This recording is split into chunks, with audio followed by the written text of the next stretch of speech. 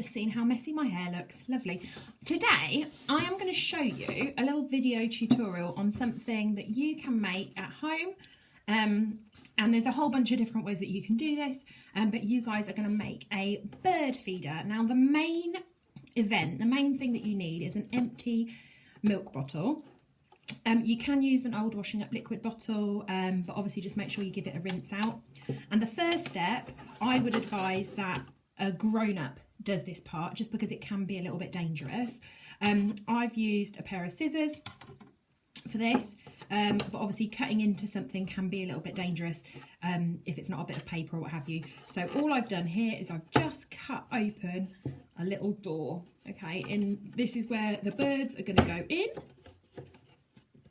And we're going to decorate it to look like a little house, and the birds are going to go in and the bird seed is going to go inside there, or the breadcrumbs or what have you. So I'm going to speed up the video now and show you how I created this.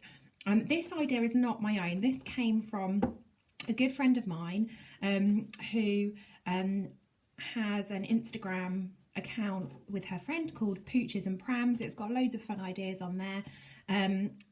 Check it out, and there are loads of ideas, parents, for things that you can do at home with little ones to keep them entertained while they're not in school. So I'm going to speed up the video now, show you how I decorate my milk bottle to look like a house, and then you guys can do the same.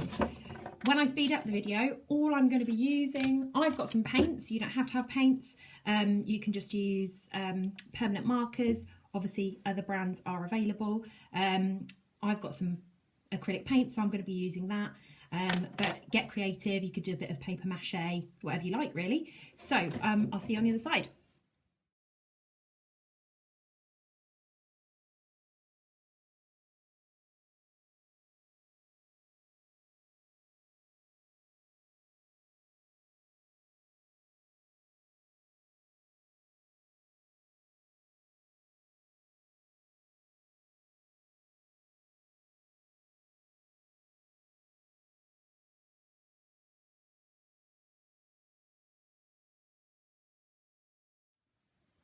Hi, so you can see that I've got all the sort of main decorations onto my milk bottle house.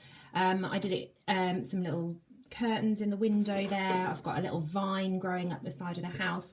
I must say that the paint did go on it. I used acrylic paint so that it will dry onto the plastic, but the best thing that I found was the permanent markers worked really, really well, and they'll be really good for little hands, you know, drawing onto the plastic as well.